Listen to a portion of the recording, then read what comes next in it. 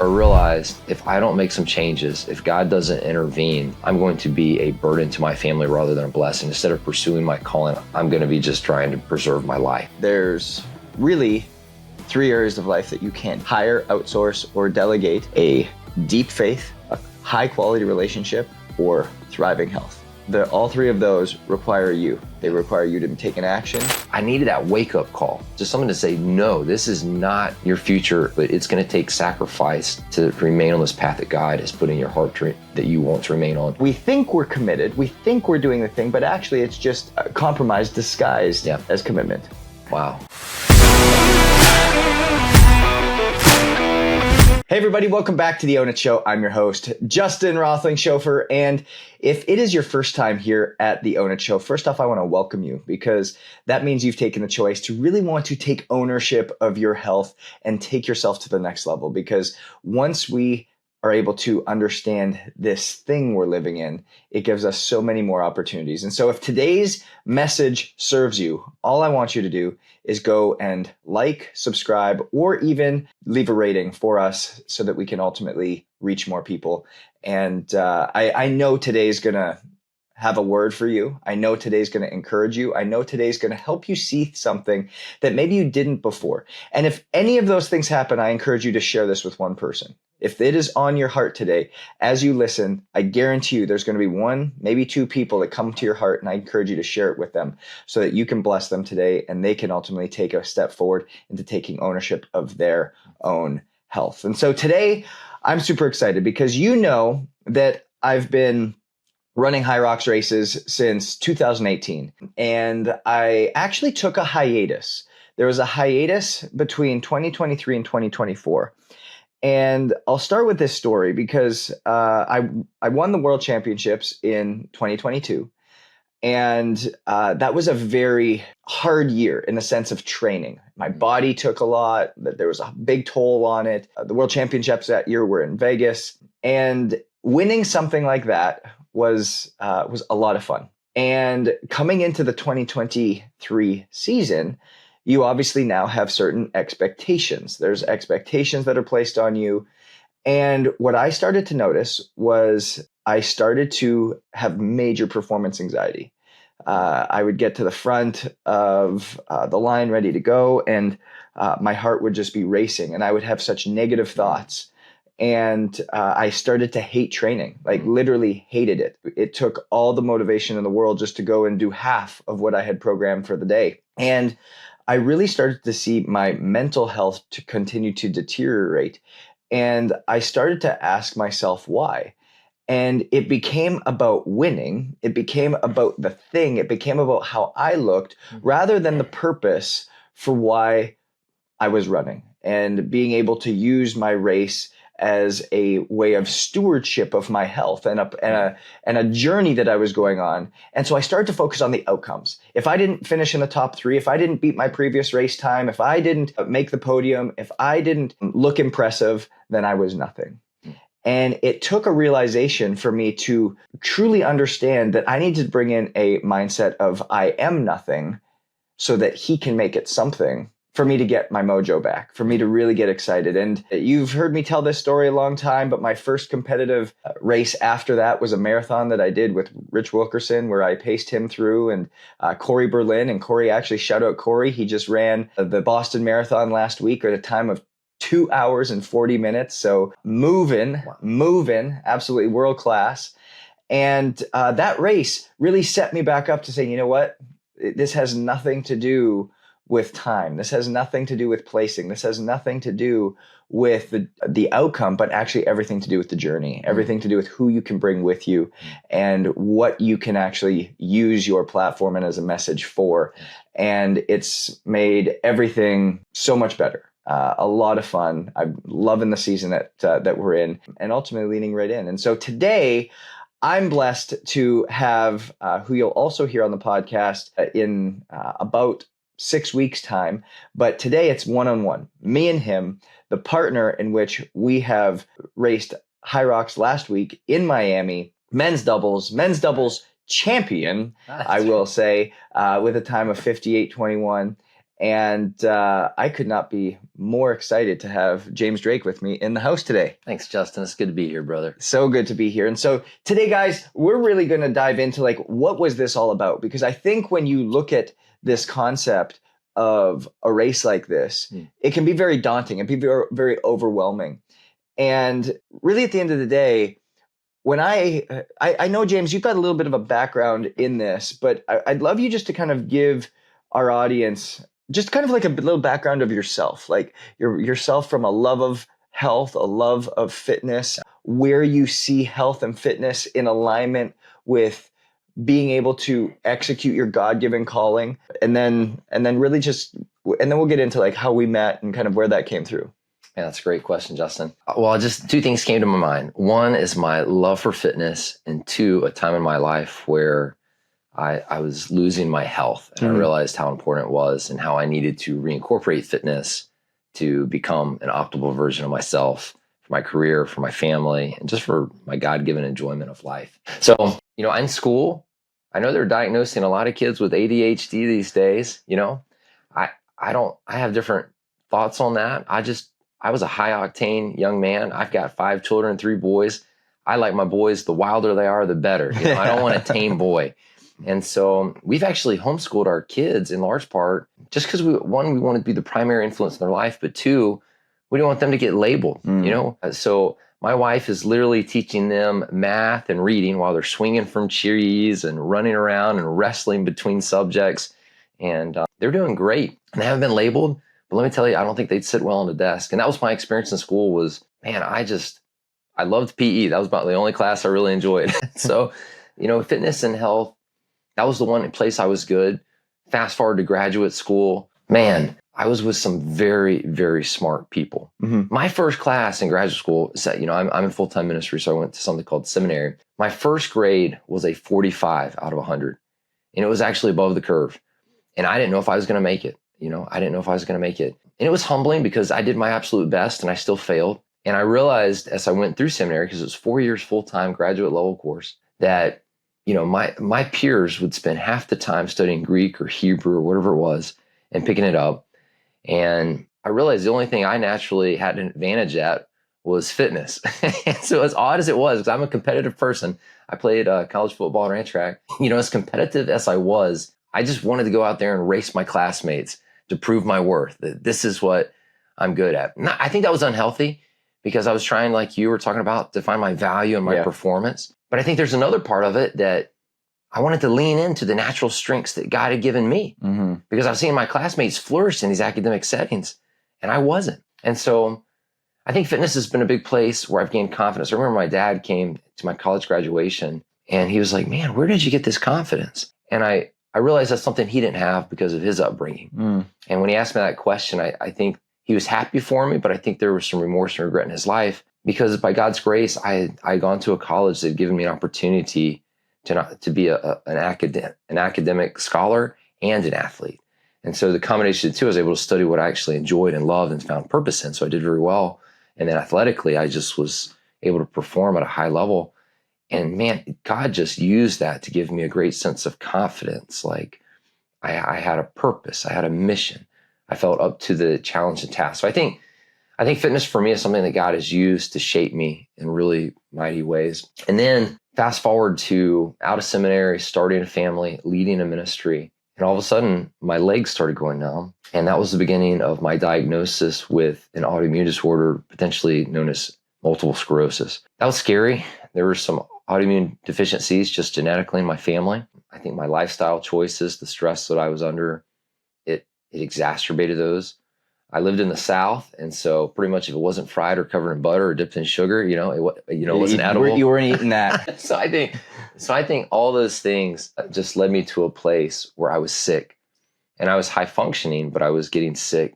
My legs were literally going numb, kind of like you go to the dentist and you get lidocaine in your mouth, and your jaw feels numb. That's the way my legs felt. All the time, and it was only getting worse. Anyways, it was just a scary time in my life where I realized if I don't make some changes, if God doesn't intervene, I'm going to be a burden to my family rather than a blessing. Instead of pursuing my calling, I'm going to be just trying to preserve my life. Yeah. And so that was a wake up call.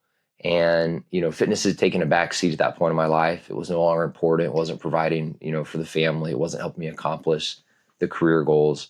And so it took a back seat, and boy, did it take its toll on my life. When you say something very unique there, because I think a lot of people, a lot of listeners can relate to what you just said. And I want to pull this out for all of us. You said fitness took a back seat because it wasn't providing for my family, and it wasn't a big part of what you felt your calling was at the time. Yeah. And all listeners, I want you to hold on to that, because you may be in a season right now where you believe that your level of fitness, your degree of health, your focus on health needs to take a back seat to your family because you've just had a new child, your calling because you just started a new business, your mission because you've got a ton of travel coming up for what you're needing to do. And hey, you know what? This just isn't a priority for me right now. What would you say to those people? I would say we usually take for granted our health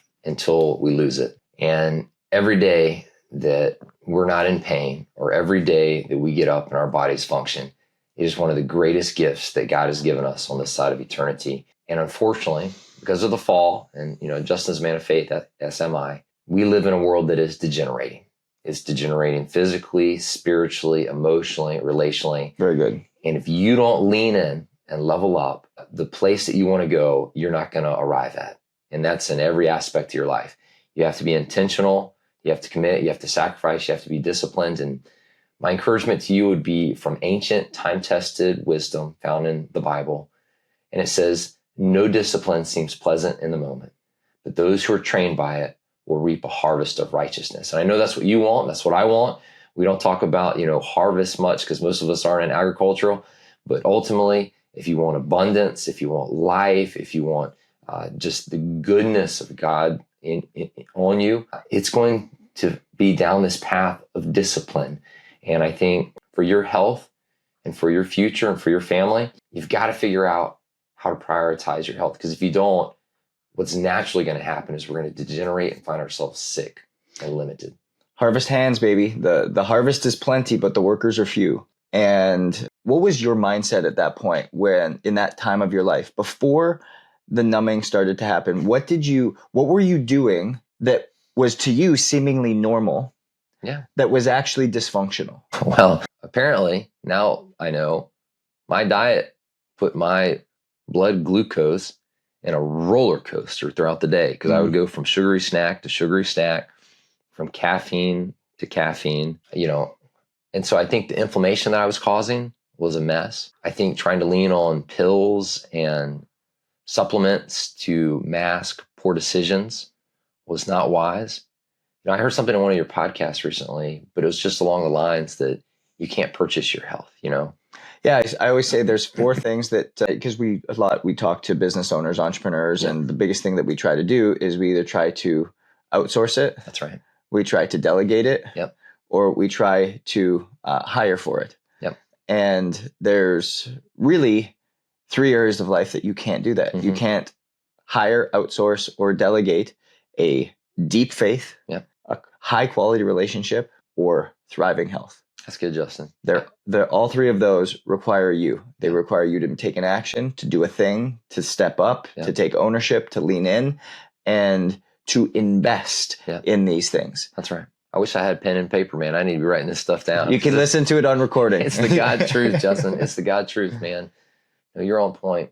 I think one of the struggles for me in terms of, because I think most people get that at a cognitive level, but I think there's everybody knows smoking's bad for them. Drinking's bad for them, but studies still show people smoke and drink, So I think there's a separation between the head and the heart. And for me, just pragmatically, as someone who's objective, goal-oriented, achiever, it's just the way I'm wired, I wasn't seeing the value of prioritizing my health and fitness in that moment. Yeah. Because there's other urgent matters that were taking all of my life and attention at the cost of what was important. And I'll just say what helped me, and this is just me and probably your audience that you're ministering to, when I took fitness and made it a sport, and now I had an objective and a goal, and I was able to compete with my friends in the healthiest of senses, because CrossFit came into my life back in my late 20s, early 30s, all of a sudden fitness was fun again. I was with my buddies. I was competing. And what was happening, we were all improving. As iron sharpens iron, so one man sharpens another. And so that was a game changer for me. But when I just had to go to the gym and figure out which machine to hop on, and I'd lose count on the reps because my mind was so checked out. There was no objective. There's no goal. So I think that was in my journey from sickness to health. Not only was it the understanding intellectually that this is important and I need to commit to it, but when it became a sport that I could do with my friends and there was an objective and a goal, now I was all in, man. Yep. How did your life change? Because again, I want people to lean in on the testimony here. Is how did your life change holistically from, hey, you know what? I have too many things to focus on. Thus, my health's going to go to the back burner. Oh my gosh, I had a life-defining moment where I have to choose that I'm going to continue to walk down the golden brick road towards MS, or I'm going to draw a line in the sand and I'm going to turn back and go the opposite direction.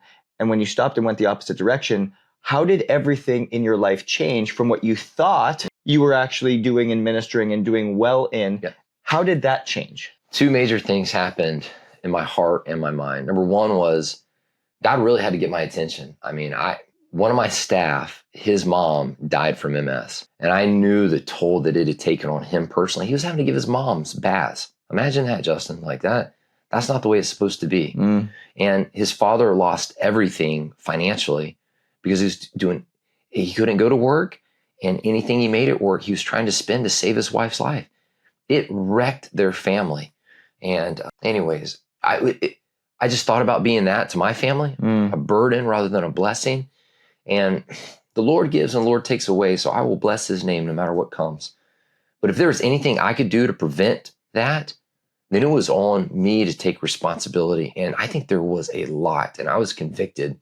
And so I think just the wake up call of what could have been, and then knowing that I didn't want to go there, I needed to do whatever it took to not go there. I had a friend that was diagnosed at the same time with MS, and she started taking whatever experimental drug they had. I was willing to not eat another cupcake for the rest of my life.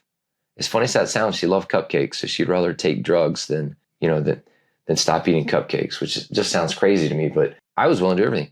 I'd eaten cereal every day of my life. That was my staple snack and food. When I found out that gluten and/or dairy could be, it could exacerbate autoimmune issues, I haven't had a bowl of cereal since that day. That was 13 years ago. Like, it was just like that, man. I needed that wake up call, just someone to say, no, this is not your future, but it's going to take sacrifice to remain on this path that God has put in your heart that you want to remain on.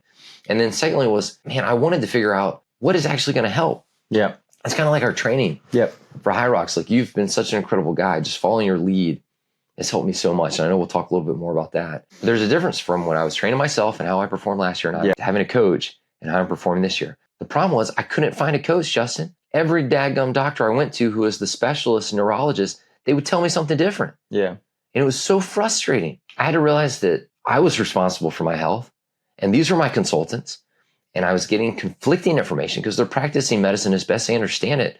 But this is complicated. Everybody's DNA is unique. And so in the end, I just cried out to God. I said, God, I need your help. And so I started looking to his word, and I found principles in his word, the Bible, that I believe started to change things for good. So powerful. And I think the other thing that I just take out of your story as you start speaking is I always say there's two choices that somebody has. You can choose to commit, or you can choose to continue to compromise. And whether you're choosing to commit or whether you're choosing to compromise is a direct indication of where your ceiling of tomorrow is going to be. Commitment will heighten the ceiling. Compromise will lower the ceiling. You're right. And so often we're compromising day in and day out, but we don't realize that our ceiling is literally right above us, and we can't see what's beyond. We can't see that there's more. We can't see that this is actually available for us because we live in this, and I've got this thing I call the commitment ladder, where we think we're committed, we think we're doing the thing, but actually it's just compromise disguised as commitment. Wow. And so we're sitting here, and the reason you can start to look at this is there's certain languages that you'll use, and depending on the language you're using is a direct indication as to whether is a direct indication where I can see even before I've hung out with a person, even before I've understood their habits, where they're at in terms of wanting change. And so some of these languages that you're using, just listen to some of these. At the very bottom of the rung, I can say the weakest level of commitment comes in the concept of I have to. I have to do this. I have to do that. I have to wake up early. I have to go get my workout done. I have to drink this amount of water. I have to eat my protein first. I have to go to bed at 10:30. I have to do my breath work. What that means is that it's like something outside of you. It's not who you are. Thus, you're going to do it for a short period of time and then it's going to fall off. Right. So there actually isn't any level of commitment there, even though you think it is. The next level up is I'll try. And what you've done with I'll try is you're willing to try it, but you're not willing to do it when it becomes difficult. You're not willing to do it when it becomes inconvenient.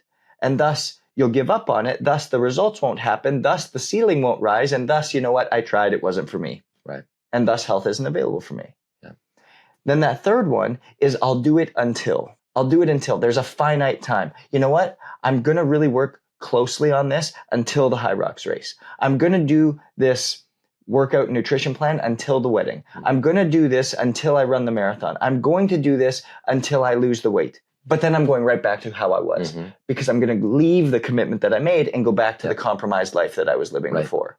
And that's why we get into these high devils of roller coaster. And then there's the person who's willing to do whatever it takes. And the language is whatever it takes. This is not a pursuit of perfection. This is a pursuit of better daily. And when you are willing now to do whatever it takes to have that pursuit of better, it's inevitable that you're going to continue to choose commitment and have your ceiling rise. Now, listeners, listen, this is not perfection.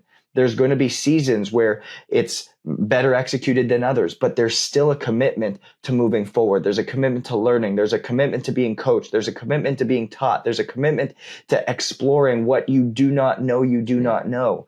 And that's when you continue to keep rolling, rising, and getting to new levels that ultimately what I hear between the lines, you saying is you were in that whatever it takes mentality. You better believe it.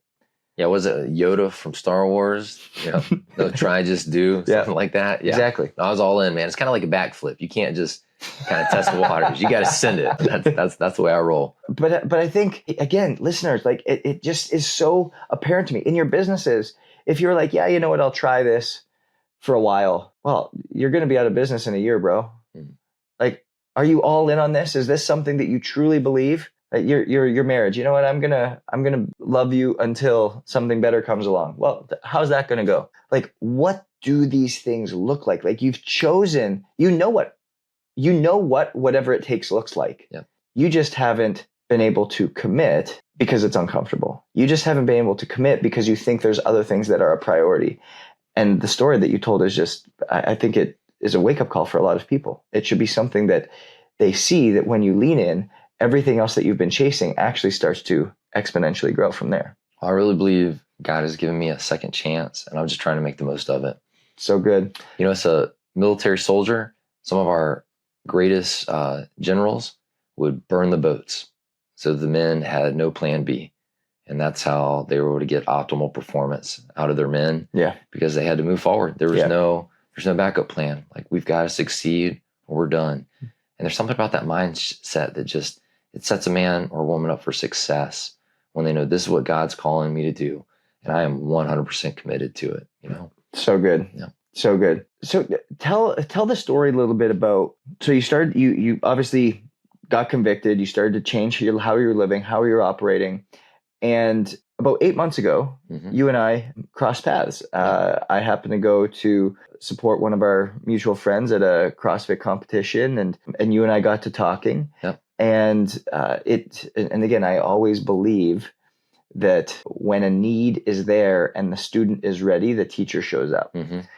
And we just happened to meet at the appropriate time, at the appropriate hour, and kind of talk about where you were at in your health journey then, and what caused you to really want to lean into own it, and kind of what we were doing and what we were going through. Because there was some select language that you were using at that time that I know our audience is going to resonate with, that was really powerful.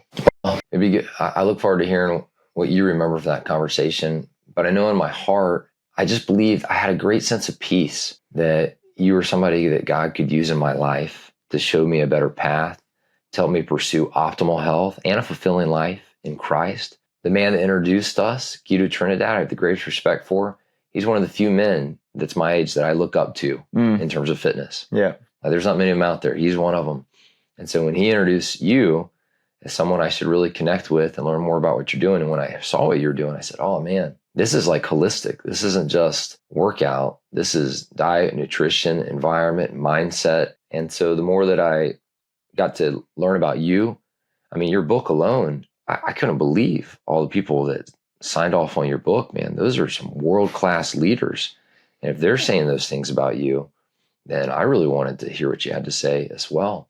And so I think between relational equity, I really trusted Guido, seeing that you were all in, running down a lane that I greatly respect. A little bit about me for maybe listeners is God turned my life around and gave me a second chance, and fitness played such a huge part of that. Then when I moved to Miami 10 years ago, I wanted to bring that with me. And so I brought a gym franchise here. I opened it up. We changed hundreds of lives and I loved it. But that gym just was not as profitable as it needed to be.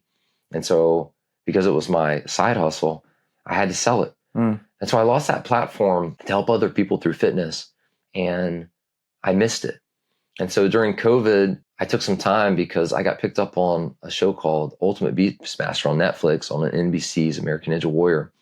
And by God's grace, I did well. And all of a sudden I had thousands of people from all the world reaching out to me. Hey, what did you do to overcome MS? I'm struggling with my cousin, my wife, my nephew, you know? And so I must have written the same thing 100 plus times to people all over the world about how God had guided me through his word to find health principles that I believe were sustaining my health. And I hoped and prayed that they would help them as well. And I got so tired that I just went ahead and wrote it down in a book called 6 Essentials for Your Body. We ran the entire church through it. And today I've had about 3,000 people run through this 6-week journey to optimal health and fulfilling life in Christ, taking these biblical principles. But I need a next step. I needed to learn how to coach people. I want to share with people like how they can find not only purpose and forgiveness in Christ, but how he's given them a blueprint for life. And that incorporates this temple that he's given us. I mean, again, I forgive the listeners that don't have a faith background, but the Christian understanding is that this is the very temple of God. Like our body is the temple of the living God. Like Jesus said, it's better that I go, that my spirit may come and live inside of you. And a temple is a really sacred place. And I want to steward this temple well, and I want to help other people steward it. When I found out, I was doing my research, Christians were more likely than their non-Christian peers to be affected by all sorts of preventable health diseases. And that just broke my heart, because as someone who disciples men in particular and has a call as a pastor to shepherd a flock, like I need to do everything I can to help people understand what it means to follow Christ. And it's not just a Sunday morning faith. It's an everyday sort of faith, and it affects every facet of their life. All truth is God's truth. And so this sacred spear of health and wellness and fitness is one that I just am passionate about, because it is a place that God has redeemed and restored. And I want to use that platform that God's given me to help others. Yeah. And honestly, I didn't think there was anyone better to show me the way than you, not only personally, but so that I could help other people. So that began my journey with Own It. It's beautiful. It's the thing that I also remember during our conversation was you said something very telling. It was, I no longer want to just go for aesthetics. I want to go for optimization. That's it, man. That's it. And yeah, I just come out of during COVID, I needed something to do and everything shut down, and bodybuilding was the only thing going. Those guys are crazy. Nothing stops them. Highly disciplined. So I learned how to track macros and eat, but it was all aesthetic, you know? And I think there's so much more to fitness than looking better naked. 100%. Yeah. 100%. And it's what's going on the inside out. That's it. And when you know what's happening on the inside, the outside looks the way you want as a consequence. Yep. And when you look good on the outside, it doesn't necessarily reflect what's on the inside. Yep. And I think that's a great metaphor, is how many people's lives look amazing on the outside, but are rotting on the inside, and you have no idea. And then when you actually look and focus on the inside, my God, the outside looks glorious, and you didn't even have to work at it. Yeah. And I think the metrics, like you've helped me shift what health looks like. Yeah. And those key metrics that you're looking for. And I think bodybuilding, I was fortunate. I did very well. I won a lot of championships, won a lot of money. But in the end, I couldn't sustain it once COVID was over, because I needed to eat whatever other people were eating, whatever they served me, my travels with the military, whatever Uncle Sam puts in front of me, whether it was so the discipline that it required was just for a season, and I learned a lot from it. But then I needed new metrics because it was fun to win again. Again, I'm a competitive person. I love to win, and my wife loved that I was bringing home money from my hobby. Yeah. But I will say when I was there, I got into natural bodybuilding because when I first started, I just went to the big bodybuilding shows. Man, it was a mess back there. They're literally shoving candy down their mouth and injecting themselves before they go out on stage. And I was like, this is not where health is found. They might look healthy, but I promise you, they're not. Amen. And so there's a better path forward. Natural bodybuilding was a lot more sustainable because they tested, so you don't have to worry about all the drugs, the enhancement, all that sort of stuff. But it was so aesthetically based that I just knew there was more. Like, I looked great, but you didn't feel it. I didn't feel it. And my runs, like, I literally felt like I was just a block of muscle, run. I just didn't feel good. For now, I'm actually carrying like 10% body fat, probably the most fat I've been carrying. But all my health metrics are in a great place. Thanks to you, HRV is up, VO2 is up, sleep quality is up, and my blood pressure is in a great place too. So I think once the metrics change for what health looks like, it's a game changer. And again, when we have that data, you actually know what it means to win now. Yeah. And bodybuilding is so subjective anyways. One person likes this look, another person likes this look. Well, HRV is HRV. VO2 is VO2. So I kind of found it refreshing that there was just clear, quantifiable data that helped me pursue and maintain optimal health. I always say at Own It, our mission is to help business owners and entrepreneurs, mission-driven people, die young at an old age. And that's good. When we can help you do that, that means that you are fulfilling every aspect that God has for you because you have the capacity to be able to take it on. That's right. And the ability to be able to keep going. And as you lean into that and you lean into that concept, there's so many things that are going to throw you off. And the facts do not mean the truth. They're not the same thing. The truth as to what your body needs is not based upon the facts of what somebody else did. It's based on what your body requires, what your body needs. And when you get back to the core components of how God created you, He created you so uniquely that there is actual metrics that your body's communicating on a day-to-day basis that are going to allow for high performance today, but for longevity tomorrow. That's right. And what does that look like? What does that look like to be able to play at a high performance level every single day so you can step into the ultimate potential that's there, but then create longevity for tomorrow and not sacrifice one or the other? That is a hard art to follow. That is an integration of art and science. And that's what we do at Own It, but that's also what was missing. That's what's missing from the world. That's what's missing from these areas. It's not a truly integrated space, and thus you see the disintegration of people's health across the board. And so when we started, we obviously started to see just a massive change in you. And about halfway through, you started to come over, train at the house a little bit. And I still remember, and you guys will see some video on this, but we brought you in, we did your VO2 max testing, we did your body composition, we did some strength testing, we did some conditioning testing, and all in pursuit of the original plan was I was going to run High Rocks Miami. And there was 3 other guys that were going to run High Rocks Miami singles alongside it and just kind of do it as a joint thing. And as God would have it, there was a different plan in place. And 2 of the guys that were going to run this with us had to pull out, and they had a doubles ticket. That's right. And at the time, you didn't even have a ticket. I didn't have a ticket. And I didn't realize how popular these events were. They were selling out. So I've been training with Justin for 4 months, just hoping I'd actually be able to run the race here in Miami. And by the way, every other race in the country was sold out. So I was like, oh man. But God's plan, man. And so we ended up getting their ticket from them. That's right. And you came up to me and said, hey, do you want to run doubles with me? And I was like, I don't know. I've got my pro race that night. Like, let me see when it is.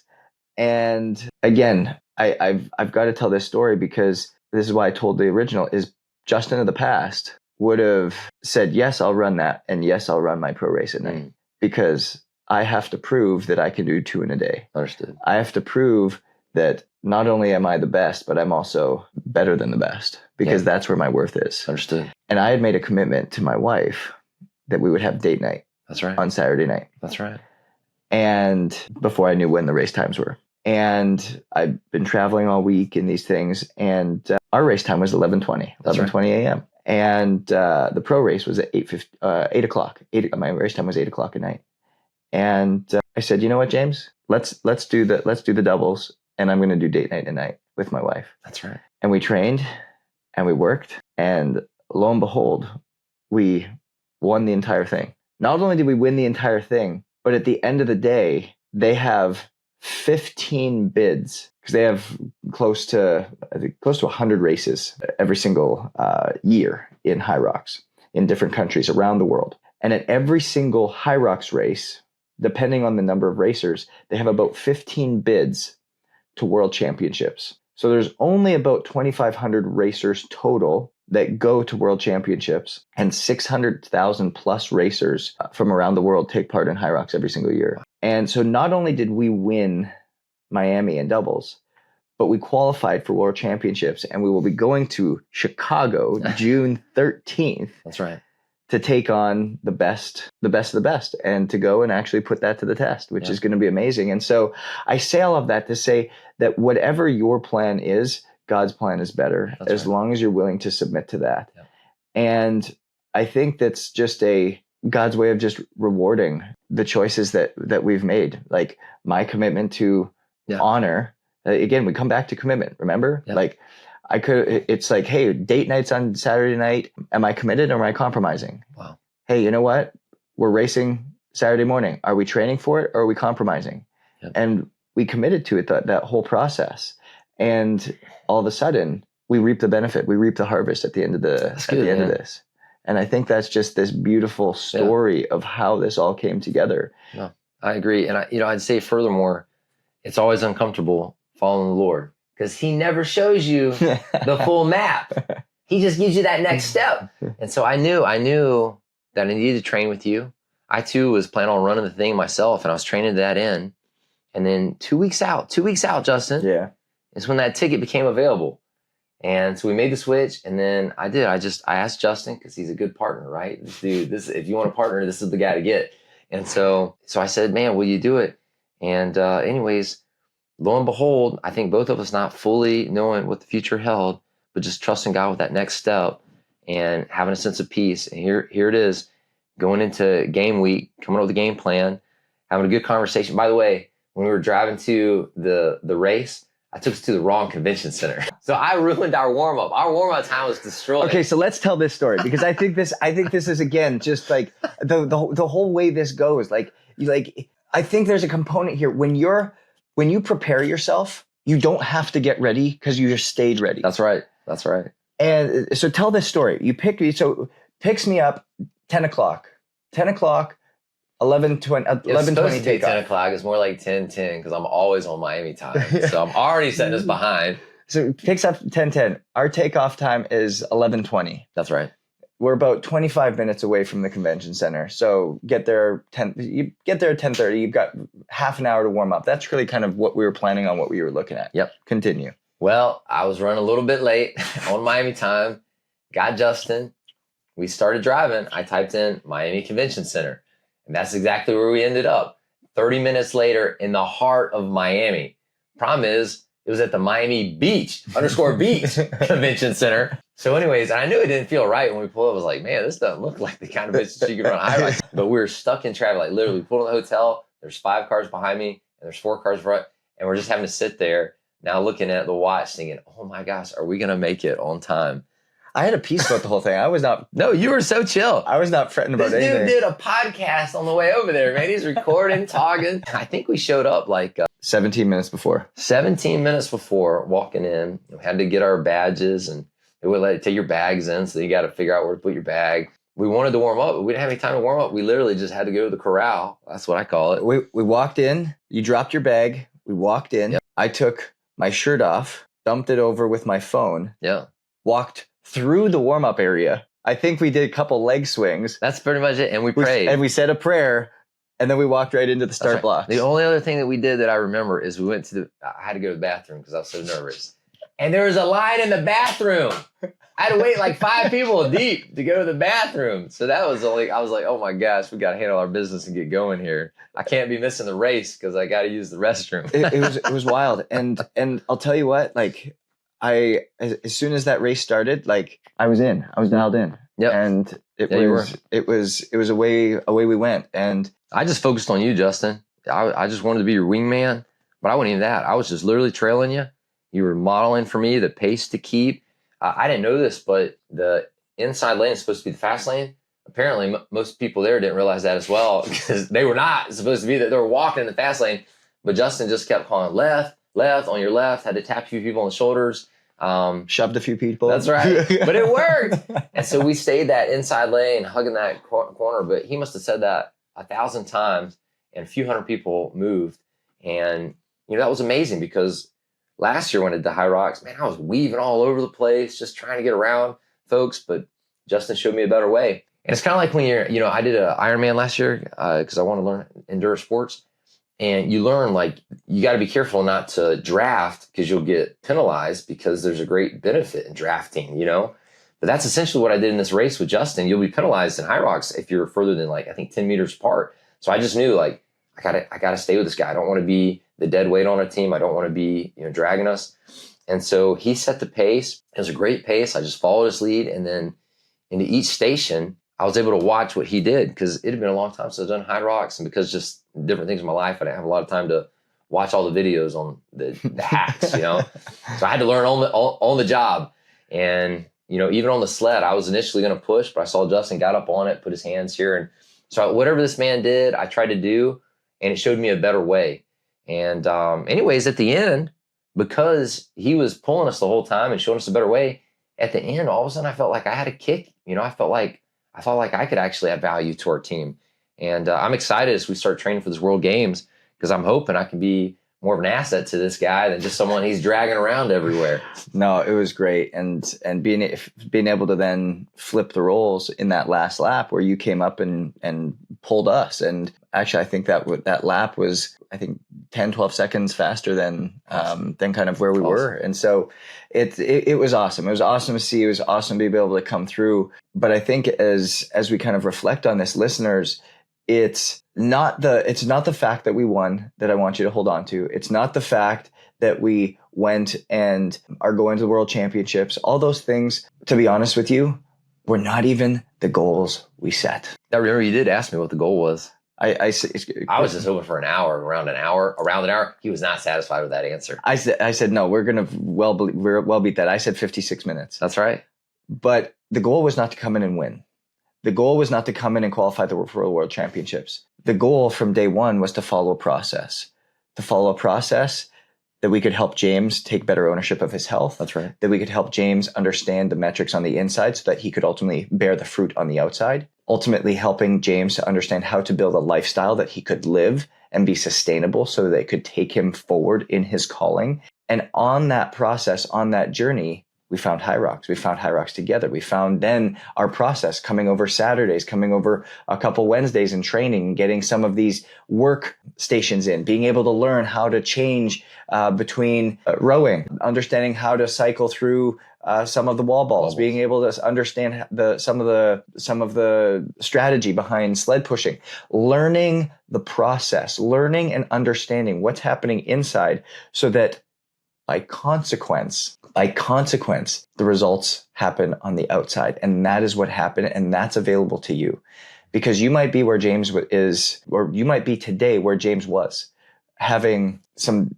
priorities that come up against your health, have things where you throw your health on the back burner, have things where you're just in a series in a life of compromise right now, where you're continually compromising, but you've convinced yourself that it's commitment, where you're continually making decisions that are the opposite of what you say you want to do. Because at the end of the day, James talks about confidence, the confidence that he saw, that his father saw in him when he was walking across that stage. Yeah. It wasn't because he had done anything. It was because confidence came from providing evidence that he was who he said he was. And as he continued to commit to the small things every single day, as he started to guide himself down that road, that is what we at Own It aim to do for you. No longer guessing, no longer doing what other people are saying, but rather listening to the whispers of your body, ignoring the shouts of the crowd, ignoring the popular statement and the trends of today, but rather focusing on the whispers of your body, the whispers that the Lord has placed there, that God has designed you so uniquely so that you can hear what's happening, what's going on, so that you can take ownership and realize a life that is different. You can make a commitment today so you bear fruit tomorrow, but are you willing to do something different?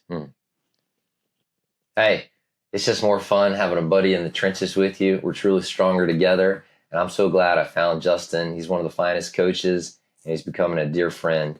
And it's really an honor to be here with you today, man. I feel like I'm just drinking from a fire hydrant of health and wellness and mindset, you know. Well done, brother. No, it's so good to do this. And I know we sat on the bike afterwards and we were talking, and it's having done 12 High Rocks races now. Wow. Competed as I didn't know you were the world champ, man. You've already been there. In 2022. Yeah. Ready to make a repeat? Amen. And then, but the cool thing is I raced in the very first High Rocks race they ever had in the United States. Amazing. 2018 in New York City. It was the first one they'd ever had. It's huge over in Europe. That's where it started. And so I've been racing as an individual for a long time. And this was my fourth pairs race. I've run 8 solo, and running it with somebody is just so much better. Running it and going and sticking to it and having somebody pull you forward, running your race together with people is there. And so I think it again comes back biblically is like run your race with a community, run your race with a coach, run your race with a guide, do life with people, do life with like-minded people going in the same direction that have the same values. Romans 12:2, do not conform to the patterns of this world. Patterns are just another word for behaviors. Behaviors are just a reflection of your values. So do not conform to the values of this world. Do not conform to the patterns of this world. Do not conform to the behaviors of this world. And when you don't, you ultimately will be transformed by the renewing of your mind. And so this is what you're after. This is what you're looking for. You don't want weight loss. You want transformation. That's right. You do not want the win. You want transformation. You do not want the muscles. You want transformation. You do not want the diet plan. You want transformation. And so do not sell yourself short of what was created for you, because transformation is your birthright. Transformation is being declared over you, but it requires you to live differently. So we know success is different. So own your different, and we'll see you guys next week. And to that, I say, amen.